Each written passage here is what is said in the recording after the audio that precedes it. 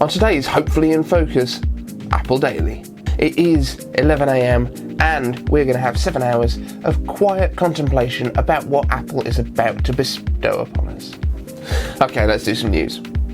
Apple's HomePod Mini and Apple TV are actually Trojan Horse U1 devices. Apple removes the Beats page from its website. And why 5nm process is so magical. This is the Apple Daily.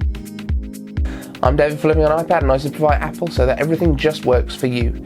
If you want the latest leaks, news and rumours every weekday at 12 UTC, like this video, subscribe and ring the bell so you can join my notification squad, and you will get a shout out at the end of the video if you comment below to let me know that you've done all three things.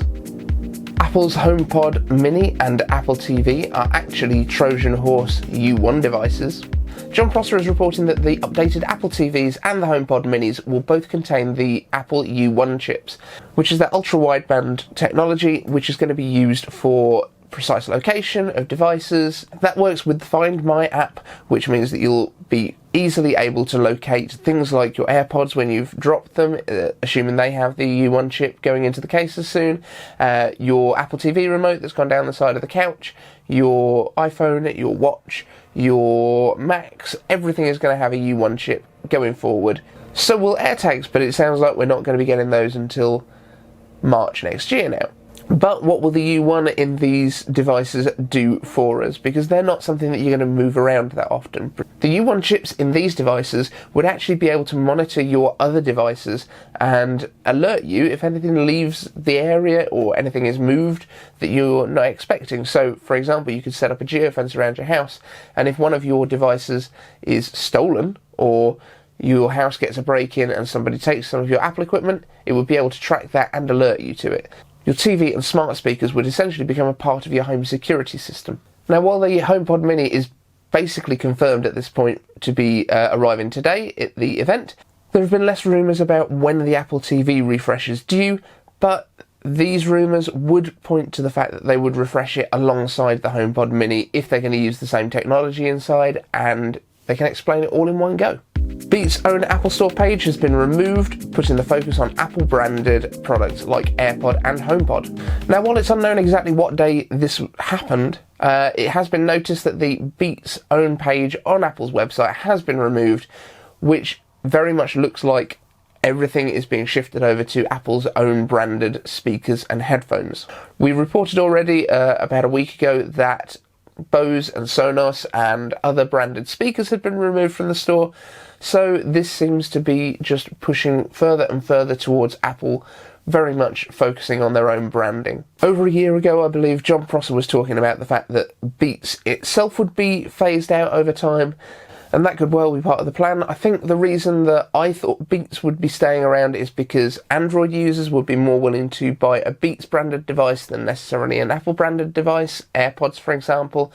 But it looks like Apple is happy to shift everything away, especially now they're bringing their Apple branding to Android in apps like Apple Music and potentially Apple One. I could quite easily see the Beats side of it making up a lot of Apple's sport-focused headphones and wearables.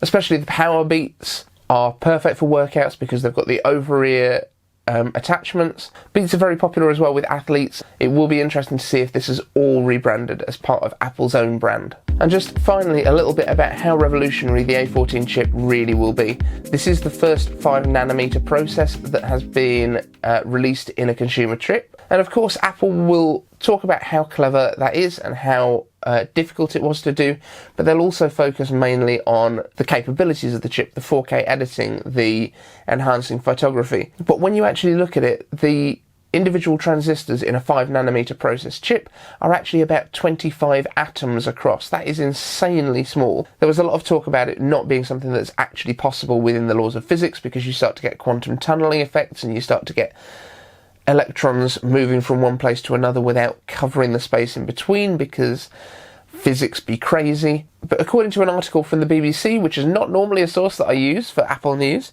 a lot of the research that has got us down to this 5nm process has come from a Dutch company called ASML, who have used extreme ultraviolet lithography to essentially carve out the circuit paths into the silicon. Each machine that makes these silicon dies costs around about $123 million or £92 million, and they are the only company that can make them. Obviously, TSMC has bought these machines from them, Samsung has also bought some of these machines, and those two companies actually own a stake in ASML.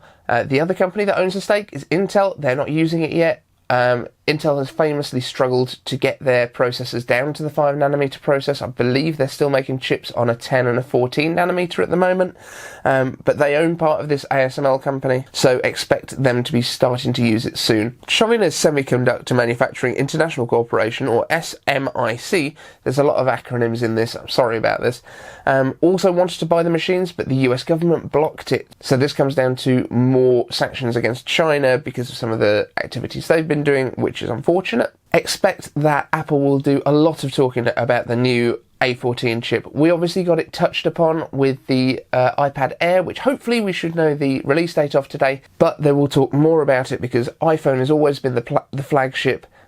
They'll be putting out 50 million or so of these over the next year. It's going to be an exciting time. At the moment, it still looks like we are going to be getting the iPhone range, HomePod Mini, probably the new MagSafe, if that's the name that they go for, charging pads for iPhone, and that looks like it's probably going to be it for today, but that is quite a lot coming.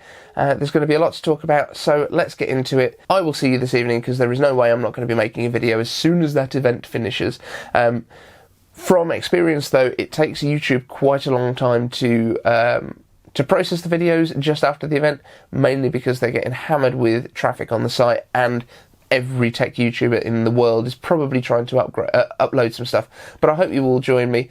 I'll hit it as an instant premiere so we can still chat, but you won't get as much warning. It will be like 2 minutes before we start. So hope you can join me for that. So that will probably go out around about 7 PM here, which is 8 UTC. If that's too late for you, catch up with it in the morning, and there will be a normal video as usual tomorrow morning. Thank you so much for joining me, and fingers crossed it's going to be an exciting event. Speak soon.